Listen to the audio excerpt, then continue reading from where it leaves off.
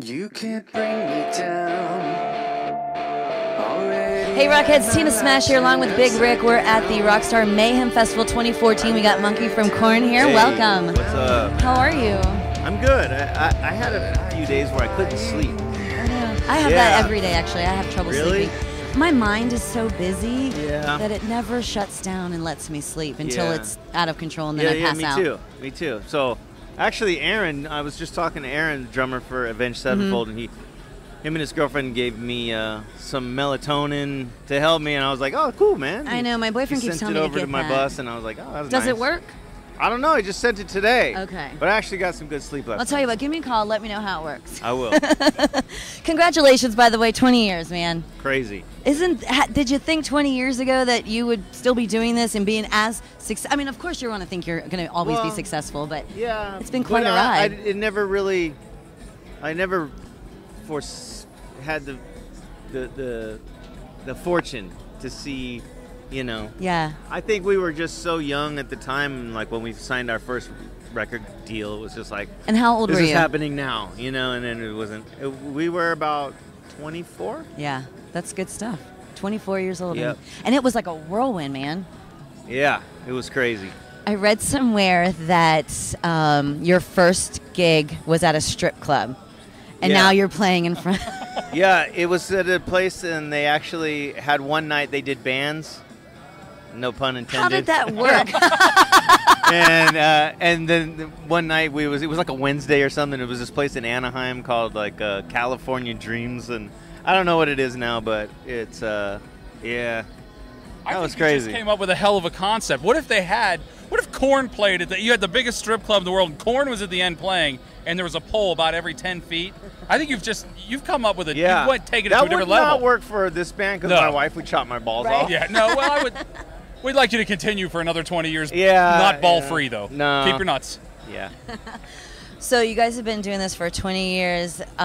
Any defining moment in Korn history for you, anyway, personally, that you're just like it's like your go-to story? Man, I've been doing this for 20 years, but I remember this one time was like the best story or the worst story or anything like that. I mean, I always think about the Woodstock in '99, and the night that we played, everybody seemed to be getting along, and it was just a massive crowd. And then we got on the flight next day. Flew home. By the time we flew home, everything had gone awry. Bat crazy. So, but the night that we played, everything was cool and everyone had a good time. But that was like, I think that was one of the defining moments of the band as far as the success. I mean, that's when it kind of hit us. Like, wow. How many people were at that show? I had friends go and they told me about how horrific it was. They ran out of water and people were just like dehydrated and it was awful. Yeah, it wasn't really well planned that year, I don't think, but I mean, it was, it was crazy. I want to share my defining Korn moment, if you don't mind. Go for it. Me and Tina and Chris Cale from Five Finger Death Punch were up on stage, and we saw a head come out at Carolina Rebellion 2 years ago. Wow. And everybody was there, and the kids from Hailstorm were there, and we were like, oh my God, oh my God, oh my God. But I knew that head was going to come out because I was hanging out with the guys from Red earlier. And they knew he was there. And I said, is he going to come out on stage? And they kind of smiled and said, I don't know. And I'm like, there's no fucking way that he's here and not going to come out. Well, here's the thing. We didn't really know. And on the way to the stage, we asked him. And I had our guitar tech set up an amp and a guitar in case he said yes. And it was like, hey, you want to come and play the last 3 songs for the Encore? And he's like, I don't know. I don't really remember those songs. But I remember Blind. Everybody even knows that song. Right. So, because he was there with his daughter just checking the show out, right? Mm-hmm. I think they had a tour with Red. He was doing a separate tour with Red and maybe POD the next day. That's right, so they came to see all those bands and hang out and stuff. That was definitely that was a great moment, a big day. And earlier that day, I hadn't actually seen or talked to him in 7 years or so. So really, so there was just no communication. So there was just weird. Wow. And then after talking with him for like 20 or 30 minutes, it's like, God, it's so good to see you. It's like old times. Yeah, it was. He looks and then good. And then there was the proposition or the opportunity to later, make a record and all that stuff came later. But you know, when I called him, I don't know, about two months later after that show, I was like, hey, would you want to come and try to write some songs with us? I didn't know how it was going to be. Yeah. You know, this was like one afternoon. It was like great catching up. And then 2 months had passed, and it was like, well, it would be great to have you back and see if it worked. And we'll take one step at a time, you know, because it was it's a lot. Because when you think, hey, we're going to make a record and record it, and then we're going to do photos, and then we'll make a video, and then we're going to tour. And you're just like, whoa. Well, he has his own thing. Yeah, he's got his own thing going on, so. Speak of the devil, he's walking behind us right now. We were just talking about you. Oh, God.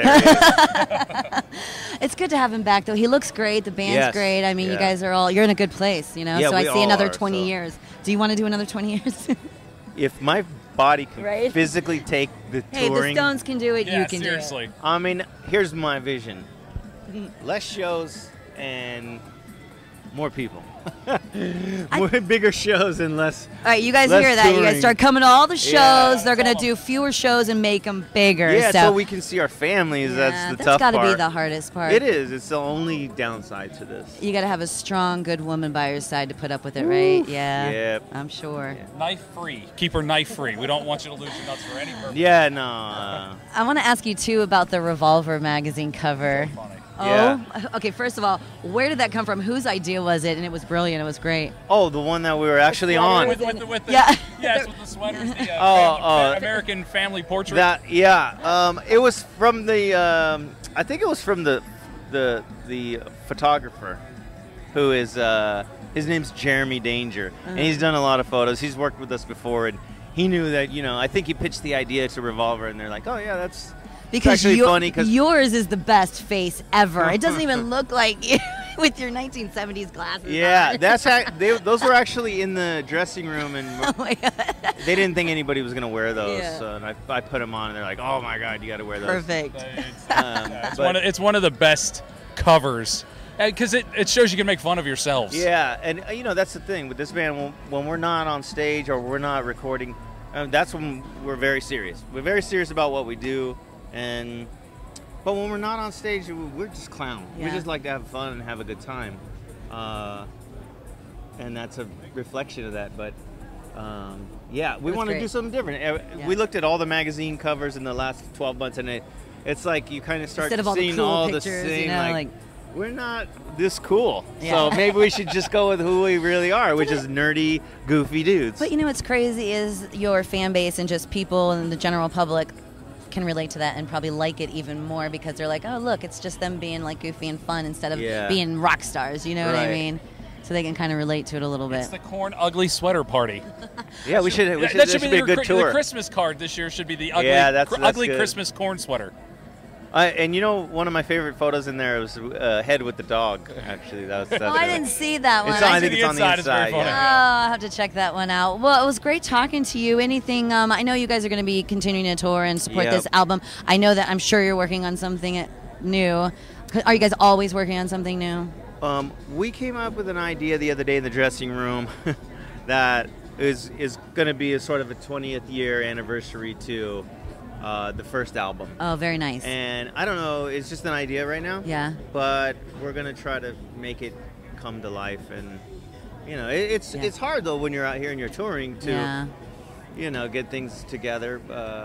But we'll see. We'll see how far the idea comes. Yeah, well, we'll be looking forward to it. And 20 more years with you.